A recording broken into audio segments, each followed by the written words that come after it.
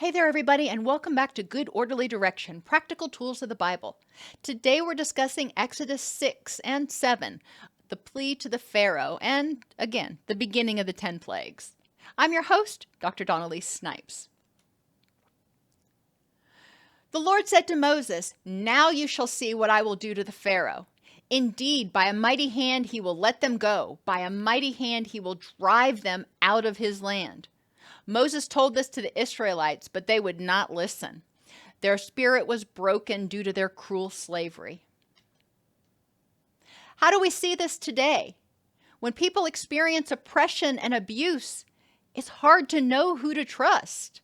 Moses had been saying, okay, follow me, things are going to get better.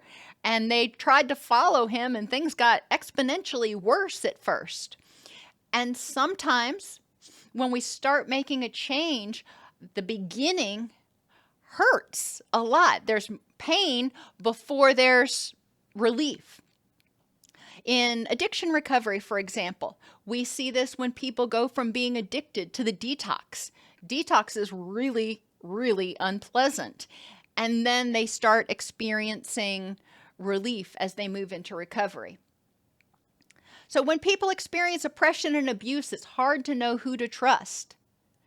When a leader comes along who might provide hope and does not immediately succeed, people don't always trust that they're going to follow through, that they're actually trustworthy. It's like, okay, you said you were going to help, you didn't. Why should we continue to put our faith in you?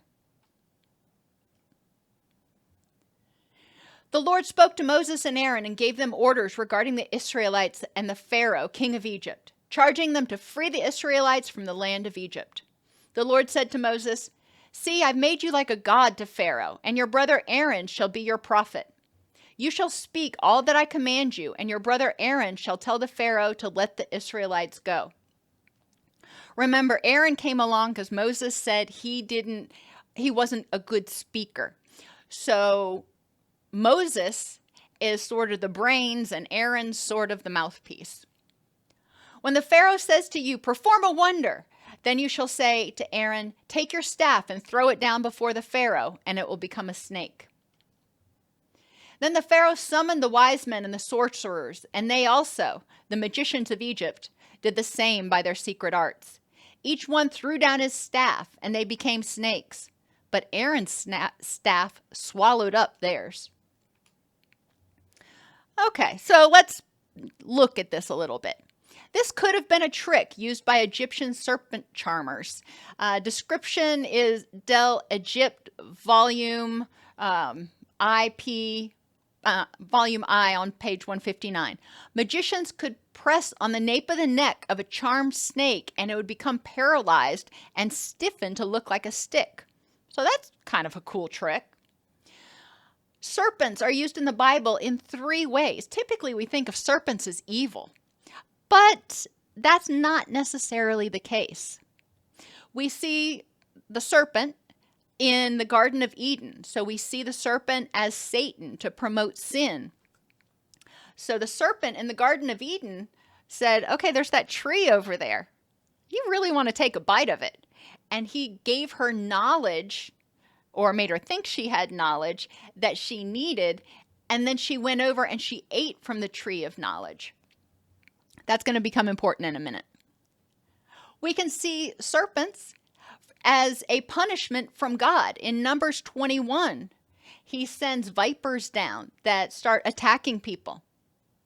But in the same chapter 21, Numbers chapter 21, the bronze serpent cures those who have been punished for sin. If they look at this bronze serpent, it heals them. Ultimately, some scholars believe that the bronze serpent is a representation of Jesus. Serpents were also familiar symbols of protection. In ancient Egypt, the snake is an ever-present symbol. Think about the serpent on the crown of the Pharaoh, which was thought to render him immune from harm and enable him to heal. Israelites thought snakes had regenerative powers because they shed their skin. Some people say the serpent is a symbol of wisdom, which can be used for good or evil.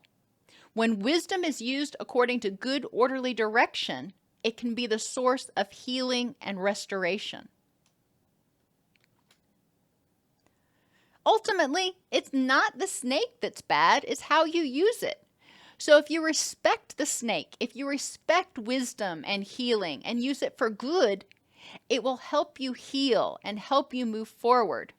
If you disrespect it, it will poison you. If you get all this knowledge and you're like, oh, I can use this to my advantage to oppress people, I can use this to my advantage to manipulate people, then it poisons you.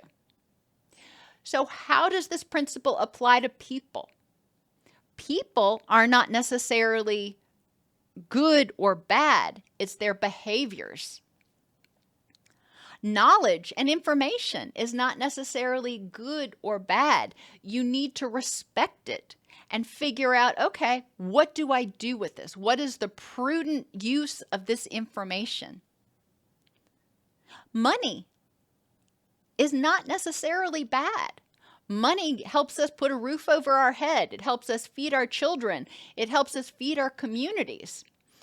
And power can be the same way. Just because somebody's in power doesn't mean they're going to become an oppressive dictator. Some people in power have been very liberating and have brought together communities, uniting all of us within the body of Christ. So it's important to recognize that each one of these people, money, power, knowledge, and people, each one of these things can be used for evil, but it can be used for good. Then the Lord said to Moses, Pharaoh's heart is hardened. He refuses to let the people go. Say to him, God sent me to you to say, let my people go so that they may worship me in the wilderness. But until now, you have not listened. Therefore, by this you shall know that I am God. With the staff that is in my hand, I will strike the water in the Nile and turn it to blood. The fish in the river shall die, the river shall stink, and the Egyptians shall be unable to drink the water. But the magicians of Egypt did the same by their secret arts. So Pharaoh's heart remained hardened, and he would not listen to them. The serpent's staff was used to turn water into blood so people's thirst could not be quenched.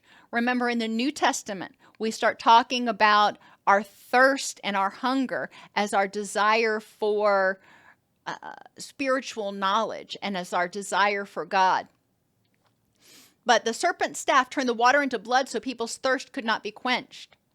Blood is another representation of Christ. He gave his blood so that we may live. In this instance, God turned the water into blood so the Israelites could live freely. The magicians easily could do the same with dye made from berries and a toxin that would kill the fish. It's important to recognize that we see many times people use trickery and deceit to claim that they are powerful and try to deny the existence of God and the necessity of good, orderly direction. We also see that people yearn for a tangible explanation and will settle on that as opposed to accepting that some things may just happen by the grace of God through miracles.